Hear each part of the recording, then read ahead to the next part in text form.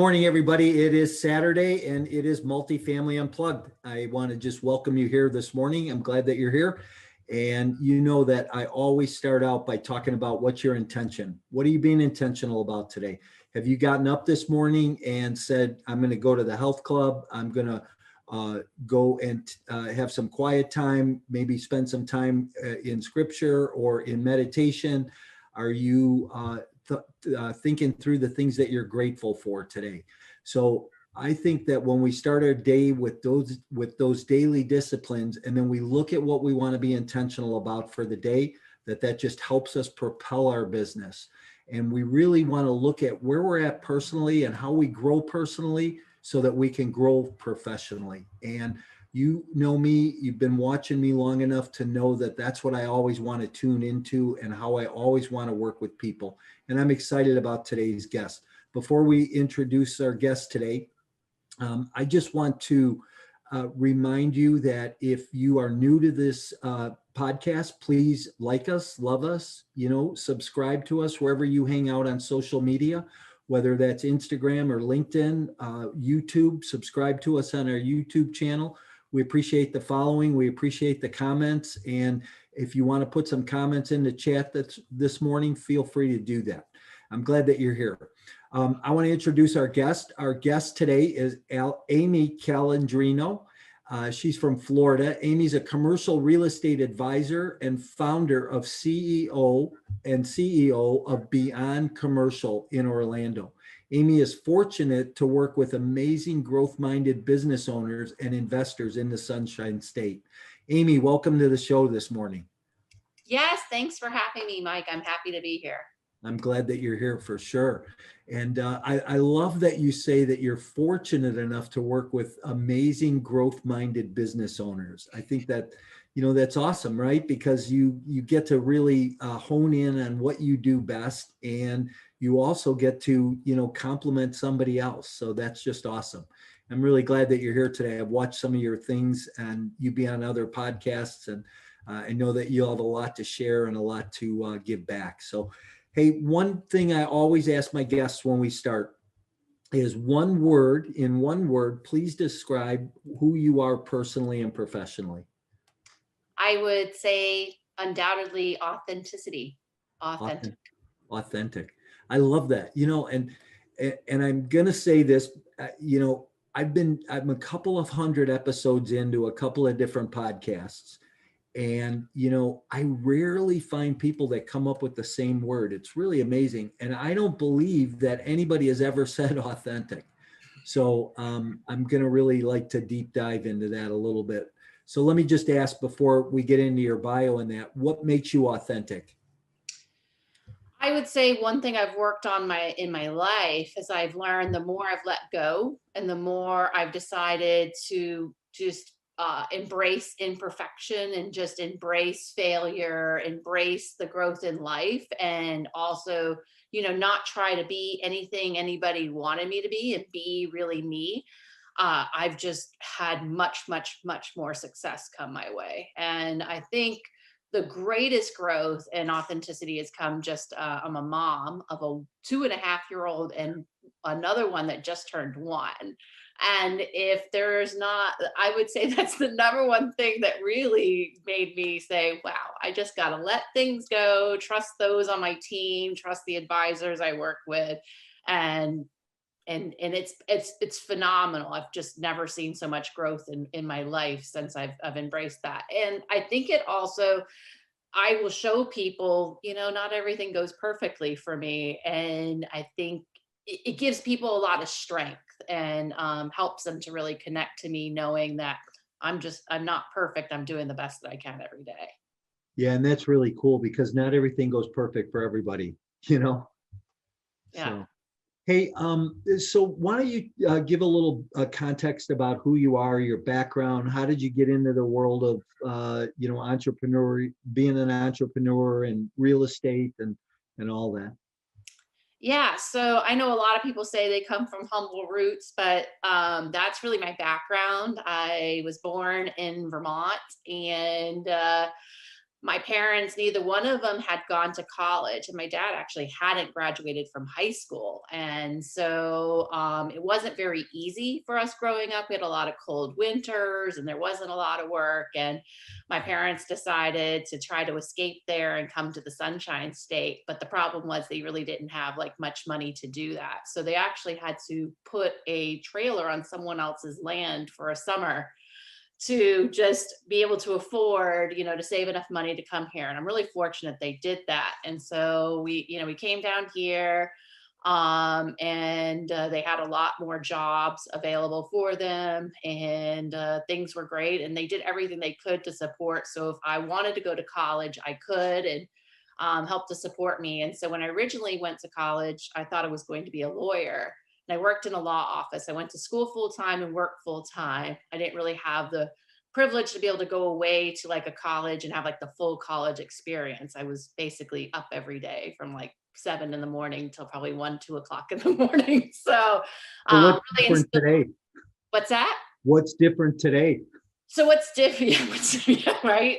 So thankfully they're sleep trained now, but Yeah. so I worked really hard, but while working at the law office, I came to realize, that there was really a need. I saw a lot of people come in from commercial real estate transactions to the law office that I was working at, and saw that there was a lot of brokerages that catered to the really large folks, but there really wasn't like some customized advisors for small to medium sized businesses and smaller groups. So I'm talking, most of the deals that I'm working on are usually between like 1 to like 30 million, which aren't really that big. I would say the majority of mine probably like 1 to 10 million. And so, but I decided I wanted to really counsel business owners. And so I made that pivot and started my own brokerage in 2010 in the middle of the Great Recession, and just slowly started building it by aligning with a lot of the small business owners that I knew.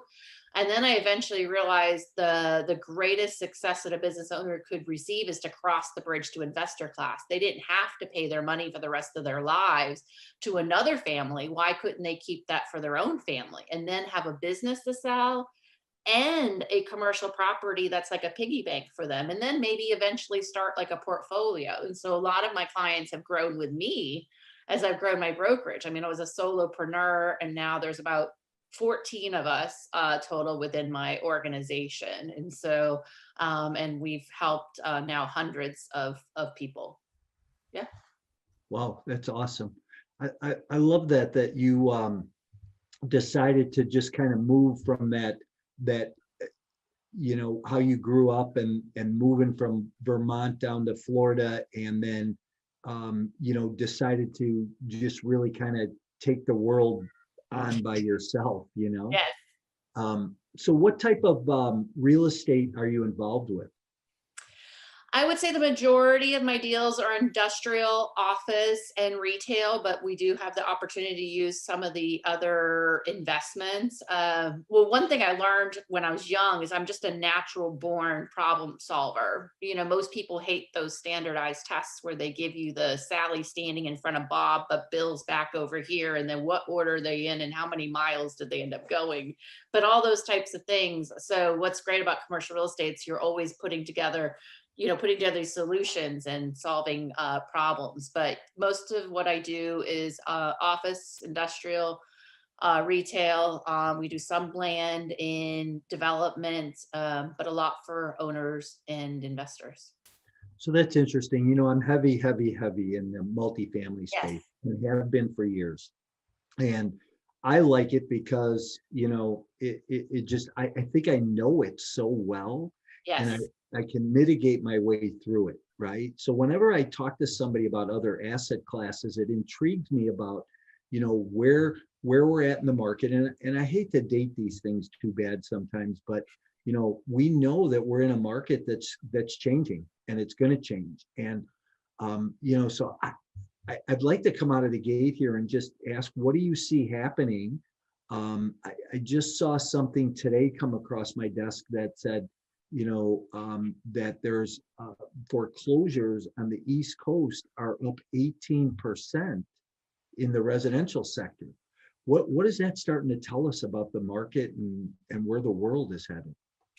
So with commercial real estate, that usually lags behind residential about 18 months. And so when you started to see, you didn't really see in the last recession, things really shift until the first and second quarter of 2009 was where there really started to be a lot of friction. Florida's a little different. I've actually called it a bit of a unicorn where, I do think that things are going to slow, kind of like almost like a gear shift is starting to like slow. And then, I think we will have a bit of a plateau, maybe a bit of a decline in Florida, but we have so much so much migration coming here, so many new jobs coming here. I think it will be a bit more like Texas was the last recession, but I don't doubt that, it's just basic economics, what's going on, that we wouldn't. I think the way we are positioned now, I think it will be, I was just listening to Casey Conway, who's the chief economist for CCIM that I'm part of.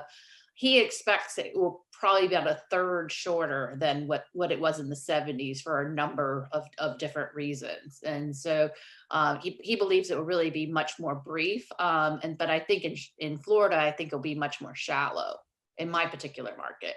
Yeah, well, that's interesting because you talked about the population migration, and that's one of the things that I like to watch is, I think the top three are population, jobs, and household income, right? Yes.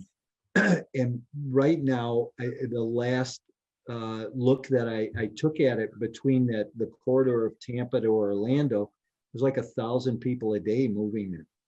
And with that kind of fuel behind it, I have to agree that, when you talk about a shallow recession or a shallow dip, that it's got to be true because of that. So the three asset classes, the office, retail, industrial, what do you see as the most proficient right now?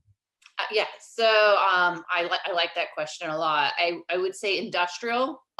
We expect to continue to perform much better. We've been offering lots of economic incentives to bring all the container ships over to Florida and other East Coast states, and also deploy a lot more of the river ports that haven't been in utilization as much over the years. That will also help to alleviate some of the supply chain issues, and then further boost industrial. So that's one of the factors that's going to continue to help industrial. And then of course we just have a shift in retail continuing to fuel industrial. So that's still my favorite, but cap rates are continuing to still decrease. So there's not a lot of meat on the bones unless you're out there door knocking and finding deals before they go to the market. Office would actually be my next pick, because at least here in Florida, our vacancy rates have lowered considerably. A lot more folks are back in the office. Even in our central business district, most of the sublease inventory has dissipated, and we continue to have many corporate headquarters relocating here to Orlando. So our inventory is dwindling and considerably. So a lot of the users that I'm working with, where before we could maybe look at a half dozen options for them and really bat around some LOIs, there's not as many options for them that's available. And then the construction costs are in a lot of different factors. We're looking at rental rates almost at $40 per square foot, which is really high and far beyond where we were in 2008 for Orlando. Are you ready to skyrocket your multifamily business and see real results in your investing activities? I'm looking for 5 highly motivated individuals who are serious about taking their real estate business to the next level. If you are ready to become a better version of yourself and are sick and tired of wasting time and are ready to explode to the next level, Then apply today and see if you qualify for my personal one-on-one coaching and mentoring. Log on to My Core Intentions and schedule a call for a free consultation. What about retail? So retail, our rates have gotten really high here in Orlando. And I think just with inflation, what we've seen, if we use the best predictor of future behavior is past behavior. And so we look at other recessions and other inflationary times in which asset classes have had the most trouble, generally would be retail. And also retail's been propped up a lot by the PPP and EIDL money and those types of things. And those are really like going away. So I think that coupled with, just the continued, competition, I don't think that, from what I'm hearing from banks, I just don't think that it will fare as well as the other asset classes. Just the rental rates have become really unaffordable for users to make their rent to revenue ratios work. And customers, as this inflation continues to take place, they're going to cut their discretionary spending and they're going to think, am I going to keep my subscription to the yoga studio? Am I going to go out for that frozen yogurt? Those different things. I think the retail businesses will be hit a bit more than other types of businesses. You see a lot of, I'm in the Midwest, so I'm in Chicago, and in the suburban markets, there's a lot of shuttered retail centers. Small retail centers are shuttered. If you look at some of the newer construction things, you'll see, those anchors like Starbucks or Jimmy John's or a Chipotle or something like that. That's there, but when you get into the bigger kind of retail centers and even some indoor malls that are just, they're gone basically. I know that there's one retail mall that I have in mind that used to have a Kohl's and a Macy's and Sears in there, and they're all closed. They have a food court and a movie theater, and there's never any, it's empty. So I know there's a lot of places in the country that have have centers like that, but you're saying you're not seeing that in your market. Retail inventory still at the moment is a bit scarce. However, I don't know how much longer that necessarily will continue. We're looking at a lot of restaurants where they're starting to see some decrease in their customers because their prices of chicken have tripled, and then of course they have to pass that along to the clients, and then families are going to be thinking to themselves, well, am I going to go pay for my gas, or am I going to go pay to go out to eat this week? And I think those are a lot of the discussions households are going to be having. And here in Florida, we continue to, you're in the multifamily field, our rental rates are astronomical. And I think all those things together, I think are going to have friction on the retail market. Now, office people have decided, you think back to Yahoo when they went 100%, virtual, and then they rubber banded and everybody came back. That's the realization a lot of businesses are having, is that you do need to have office. Now I am seeing a lot more hybrid situations. And so maybe a 5,000 square foot user may be able to fit into 3,000 or 3,500 square feet. But a lot of businesses that have maybe 100% went virtual are now, they want to have an anchor, they want to have a place.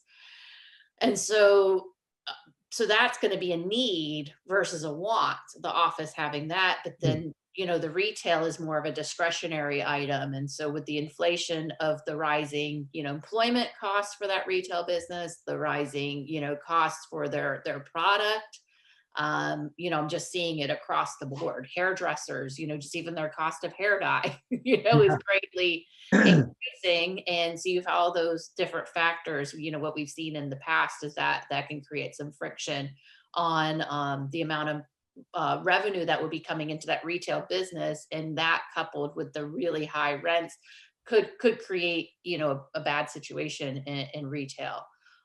So I think that's where I would see it. Yeah. I mean, So I don't know that everybody would agree with me, but that's what I'm saying, yeah, so, and I think there's a lot of different schools of thought around it, but I think a lot of what you're saying is really spot on. right. And, I wouldn't see a lot of disagreement in what you're saying. Are you ready to skyrocket your investment portfolio and leave a legacy? Are you tired of inconsistent returns received in the stock market? Then it's time you take a look at alternative investment options like a passive investment in multifamily real estate. No tenants, trash, or toilets, just a solid return on an annual investment, including quarterly returns along the way. These lower risk and secure assets are also a great hedge against inflation. If you want to hear more about these types of opportunities, email me directly to schedule a 15-minute consultation to see if you qualify. You can email me at mike@mycoreintentions.com. You know what I'd like you to do though is a lot of times my listeners are new investors in just in real estate in general, listening in. Explain industrial. A lot of times I think, or people think, industrial is those manufacturing facilities or they're making steel. Is that truly industrial, or is there other, fits in that product? Yes, there's a lots of different types of industrial. So you have everything from research and development space, where you might even see have defense contractors, in space developing prototypes for the government. And so that could be a very clean, what we call flex. So it has really nice office in the front and more very clean, maybe 100% air conditioning in the back. Then you can get into, industrial where maybe people are using it for different uses. I've seen everything from, indoor skate parks to sports training facilities to other types of industrial uses. Then you can get into the more, dirty uses. But there, and then of course, one of the biggest demands that we really need to have more produced, at least here in Florida, we need tons more cold.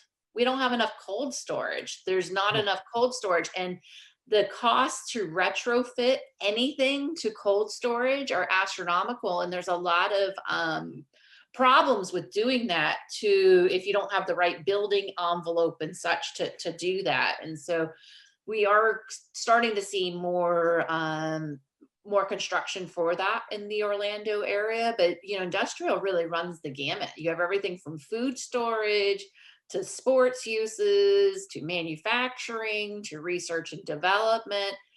There's lots of different types, and then you can see all different types of buildings. You have more corrugated metal buildings. You have tilt wall construction. Some of the newer product, they're even making in excess of 30 feet high and then adding in a mezzanine level with office space there. It's really, really attractive product. Yeah. Uh, it's interesting. Yeah, interesting. Any big buyers like Amazon coming down, or big supplier, facilitators like that? Yeah, Amazon's done a good amount of deals, not only over on the Space Coast, but further down the I-4 corridor as well. They've been very active in our market here in Central Florida. How about new construction in any of those asset classes? Are you seeing any new construction happening? And what type of opportunities exist in, even that corridor between Tampa and Orlando for new construction? The most amount of spec development that's happening right now is industrial. So we are starting to see where before things that were constructed were already spoken for and almost like a build to suit. We are starting to see that the construction coming out of the ground is available and being listed for lease. However, you may be looking at more like a 6 to 12 month window before you can claim it, but there is spec development in industrial, retail. Um, there are still in the suburbs and other areas where you're having, first you have the rooftops, and then the retail follows, and the office follows, and then the industrial, follows in that particular area. So as we've continued, Orlando really has sprawled, and so where we are seeing, new Publix anchored plazas and such coming up, where there's new communities as we stretch out further. Orlando, we're about to actually finally have our big beltway completed around the city, which is going to make a big deal to connect all of Orlando. And what many people don't know about Orlando is how diverse it is. If you Yeah. think of Orlando as in quadrants, right? So you have the Northwest quadrant has typically been more agricultural, and continues to still be a bit more agricultural and has a lot of farm opportunities. Northeast has tended to be, has a lot of manufacturing, in industrial, that's more like Sanford area. And then you go down to southeast near the airport, we have, Lake Nona, medical cities, all this innovation. And also, of course, to the north, we have a lot of technology and development near UCF, which is one of the top schools in the nation now. Yeah, right. Going down in Orlando to the other quadrant, southwest, it's just the epicenter of hospitality and tourism with, SeaWorld, Universal, Disney, and there's been a lot of development in that area. I was amazed. I was down about 2 months ago now, and I was touring some properties. So we bought a property in North Tampa, Mhm. and looked at a couple other assets in that St. Pete's Beach and Tampa and that area there. But then I drove across to south of Fort Lauderdale, where Melbourne is, and but going through Orlando, I was amazed at you said, how sprawling it has gotten, because it had gotten, a lot bigger than just going to Disney anymore or flying Yes. into the airport there. So that's interesting. So is everything you do um, sale business, or do you syndicate? Do you put investor deals together? Tell us a little bit more about that part of your business. Yeah, so primarily how I got started, because I started this myself, and bootstrapped it, myself, and I did a lot of work for people like me who are business owners, and did a lot on the user side.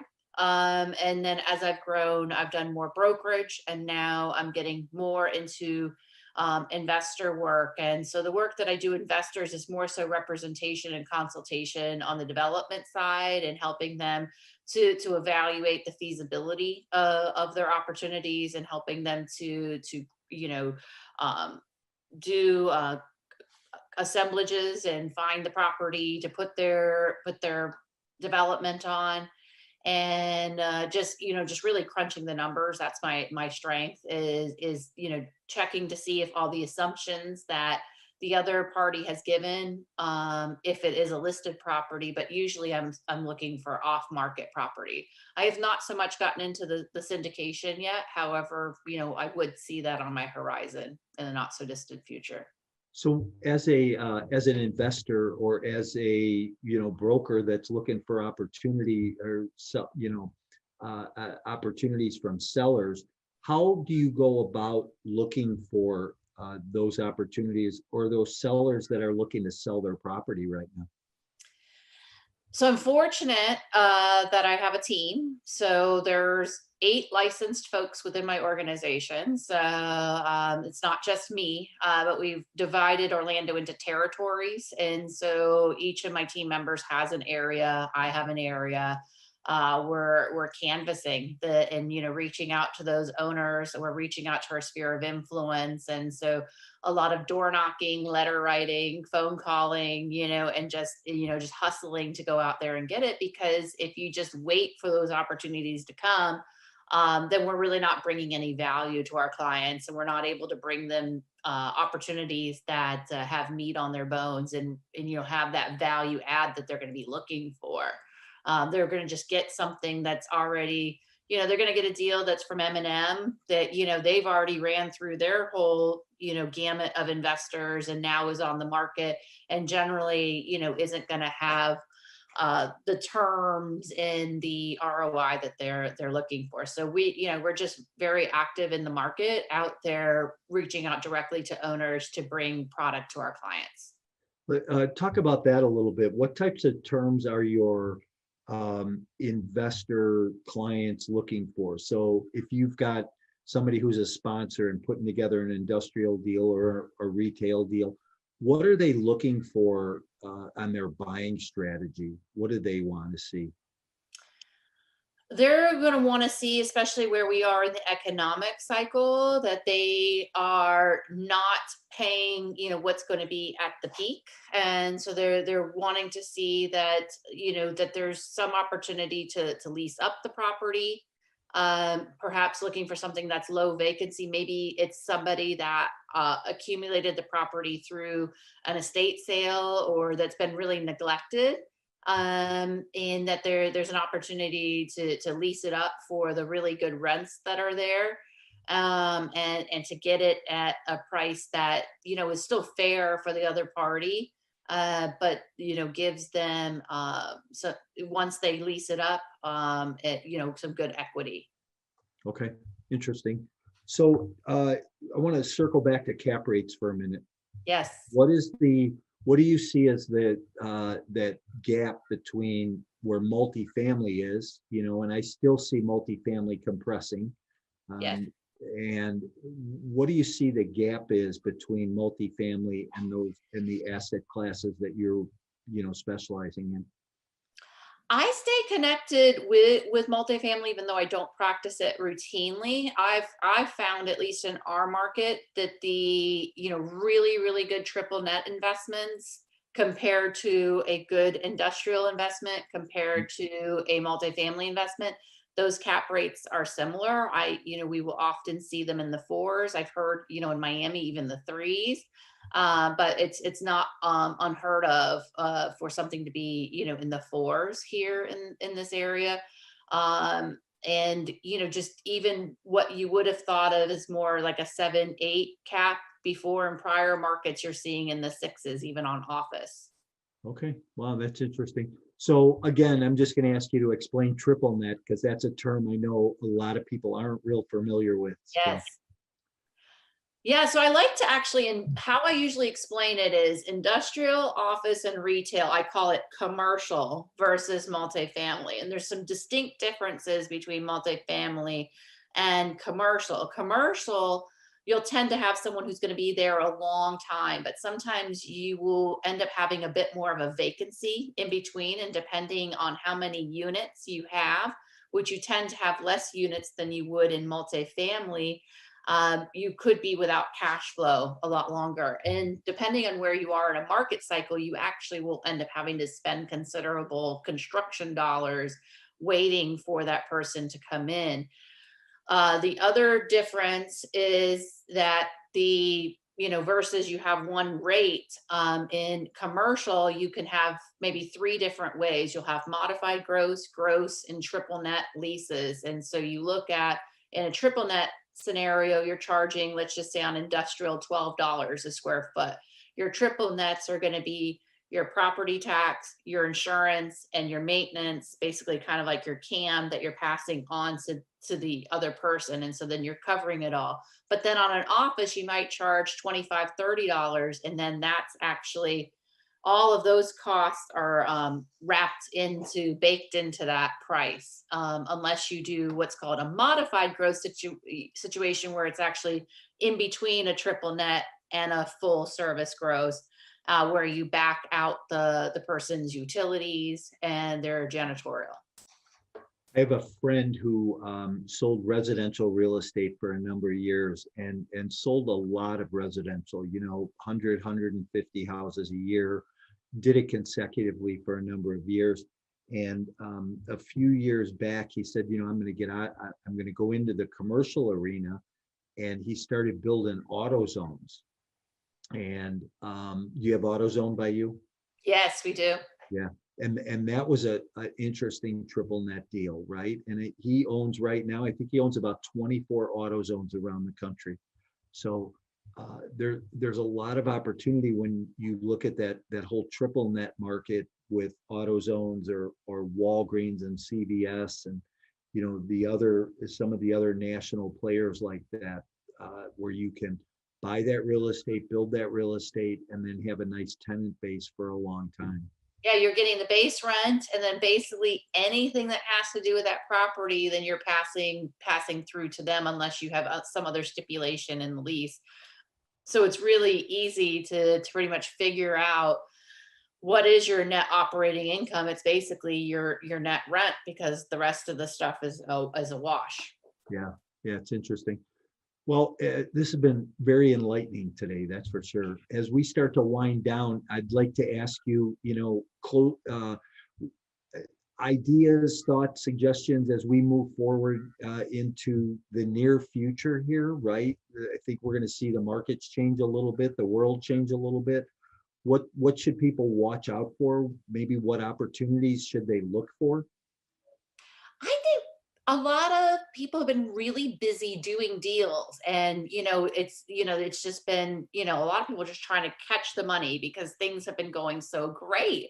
Mm, And they don't necessarily, when I talk to them, they don't necessarily have a handle on how their whole portfolio is structured. I think if there was ever a time to stop and carve out, some time with your professionals, and have a handle on where all of your mortgages are, and what do you have leveraged, and let me look at this property and look at ways that, should you reutilize your act. Now would be the time, before we're expecting perhaps another half dozen, rate increases this year. You could talk to, 5 different banks and get 5 different answers. But, yeah, Bank of America was predicting about 7 rate increases this year. Some of the other banks say about 4. But we could be in a totally different interest rate market, within, the short term. And so if you're going to look to that cheap, abundant money is disappearing. And if you're wanting to take advantage of the value that's in the market and then maybe deploy it into something else, maybe looking at refi, maybe looking to, sell some of the properties that you have and 1031 into, something else that you can get a better return on. I think now's a good time to really analyze where you're at and have a better handle and kind of break away from the busyness that most of us have been into, and just, look at what makes sense for you and your situation and your lifestyle and your yeah. goals. Interesting. Well spoken. All right. So I always like to ask 3 fun questions at the end. One is, what's the best tourist attraction you've ever seen? Well, one I can look at for hours and hours, the Bellagio fountain. And I love going to Vegas. Oh, I like to wow. play poker. So, and I love the shows and the food. So, Bellagio fountain. Wow, that's pretty cool. When I think about and I always like to picture things, right? And you tell a story and paint a story about and it kind of give people a picture. And if you ever been there to Vegas and seen the Bellagio, there's just colors and fountains and all kinds of things. It's pretty cool, actually. Yeah. So, how about favorite restaurant? So it's a toss up. My husband and I go back and forth all the time. We've had the fortune of going to the French Laundry before in Napa. But I've also gotten to eat at the chef's table at Victoria and Albert's at Disney, and that was like an 11-course epic experience. And so just because I think we got to sit in the kitchen and do the chef's table, I'd say Victoria and Albert's. And it's in Orlando, so I got to promote Orlando where I'm at. Yeah, So right. For do sure. that. For sure. That's good. That's interesting. I always love to go to a restaurant where I get to sit in the kitchen, because it's like a little bit of craziness, right? A little chaos, but the food Yeah. is so good and the chef comes over. And so it's kind of interesting. How about the best book you've ever read? One that I use continually and I preach to those that I work with to read is E-Myth. Hmm, one of my favorites. And what I always liked about Michael Gerber was he always taught you to work on your business and not in your business. And I think as entrepreneurs, we forget that because we get so neck deep in the minutia that it becomes difficult to do that. But that's a great book. I'm glad you reminded me of that. So might be a little time for a reread on that myself. Yes, yes. It is it's a good read, and it's something I have to keep first and foremost in my brain. And it's not it's not what you need to do, but who's going to do it. And I have to not worry about how it's going to get done. I'm just thinking about what is the vision for me and my organization, and what we're trying to succeed, and what vision we're trying to do, and then who is going to do that. And I can't really be concerned with how they're going to do it. They can just Yeah, figure it out. yeah, So figure it out, right. Hey, Amy, this has been great. I appreciate you and your time. If people want to get a hold of you and pick your brain a little bit, or get involved in retail or office or industrial with you, how do they get a hold of you? yeah, so I'm pretty findable, but my company website is beyondcommercial.com, or you can look me up. It's Amy Calandrino, which you'll have the spelling here. I'm on all of the social media pages. So you can look me up there. Also, you can email me, amy@beyondcommercial.com. Awesome. Thanks so much, Amy. I appreciate you. I appreciate your time, your wealth of knowledge. And I knew that before, but now I even know that even more. So thanks for being here, and have fun with those kids and enjoy that time. That's for sure. Yes, awesome. Thanks. Yeah. Thanks. All right, everybody. Hey, another great episode. We'll be here next Saturday at 10 o'clock Central Time. So make sure that you tell somebody if they don't know about this, or stick a cup of coffee in somebody's hand and make them watch this with you. We will look forward to seeing everybody next week. Thanks, Amy. Thanks.